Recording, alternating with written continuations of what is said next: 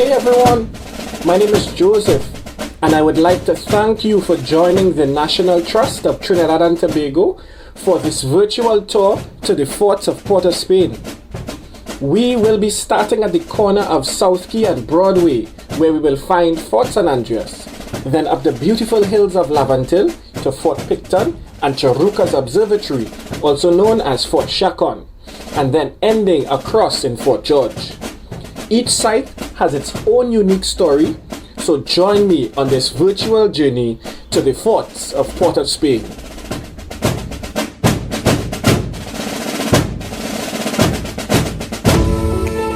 Fort San Andreas. In 1787, Fort San Andreas was built by Governor Chacon, who was dissatisfied with the weak defenses on the island. The fort had 5 cannons and was constructed on an offshore rock linked to the mainland by a wooden bridge. In 1797, Admiral Abercrombie came to Trinidad at the helm of a huge naval force. The small detachment at Fort San Andreas was rendered ineffective as the British fleet was out of cannon range and the landing party came too far west to be targeted by the fort. Given the hopelessness of mounting a defense, Chacon decided to capitulate, and so Trinidad passed into British hands without a fight. In 1813, a signal staff was erected at the fort and was used to relay messages with Fort George. In 1845, the Port of Spain Town Council approved the filling of the waterfront. Later, the shoreline was filled again and thus completely landlocking the fort. Fort San Andreas fell into disuse but eventually repurposed to house various government offices, including the Harbour Master's Office and the Police Service Traffic Branch. Currently, the compound houses cannons, Engine D from the Trinidad Government Railway and the Hummingbird 2 that was used by the Labords to sail around the world.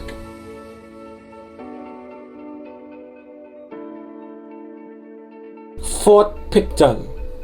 In 1797, British Governor Thomas Picton was now faced with the dilemma of defending the capital without building a multitude of forts. He was left with a small garrison, and so he looked to the hills of Laventille, where he had a commanding view over Port of Spain, the flanks, and the rear of Fort San Andreas. He built a stone martello tower with a diameter of 30 feet. White lime mixed with molasses and the whites of eggs provided the mortar. Inside the fort was completed with baked bricks, which made the structure even stronger. The interior housed living quarters for the garrison, various storerooms, and the water supply. And on the roof, Picton mounted an 18-pounder and a 6-pounder cannon. The northwest-facing wall was built over 6 feet thick, effectively making it cannon-proof, and the southern side walls were 4 feet 3 inches thick. The entrance was strategically placed on the eastern side so that the fort could be reinforced while under attack from the other directions.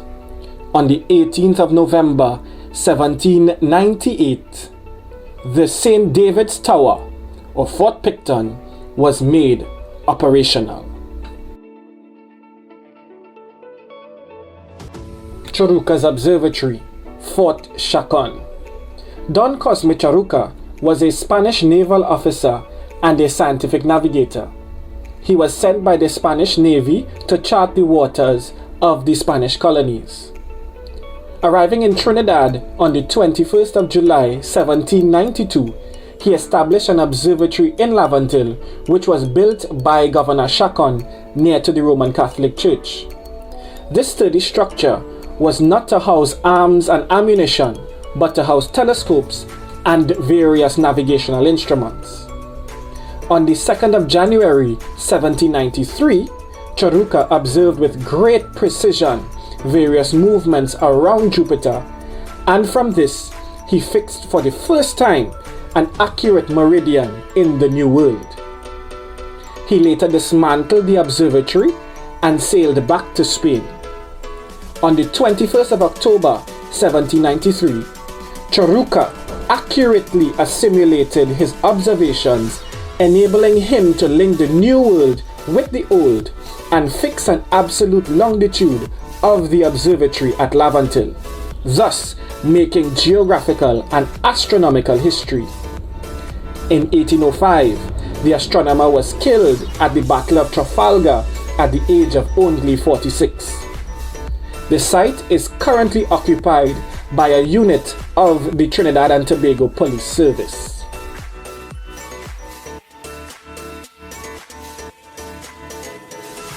Fort George.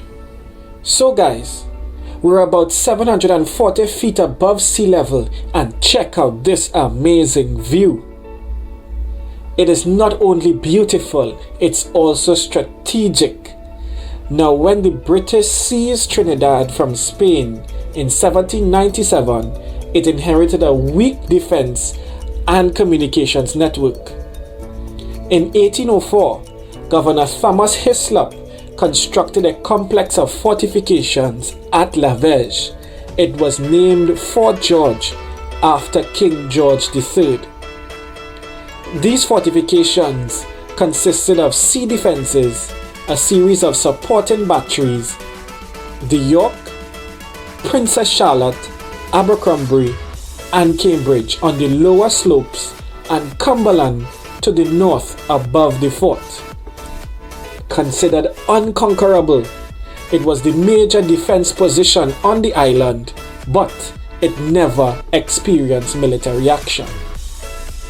In times of rumors of war, merchants of Port of Spain would store their records and valuables at the fort. In 1846, the fort was decommissioned and ceased to be a military establishment. In 1902, a signal station was designed by a West African prince and was established.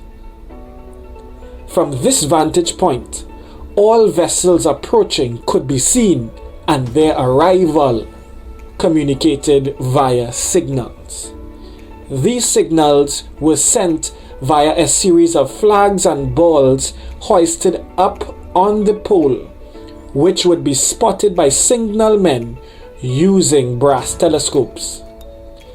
This operation continued until 1964. Now in 1965, just 3 years after Trinidad gained its independence, a major restoration on the building took place. So, this brings us to the end of this virtual tour to the forts of Port of Spain. I hope you enjoyed it. Now till next time, stay home, stay safe, and save lives. Brought to you by the National Trust of Trinidad and Tobago, safeguarding our heritage.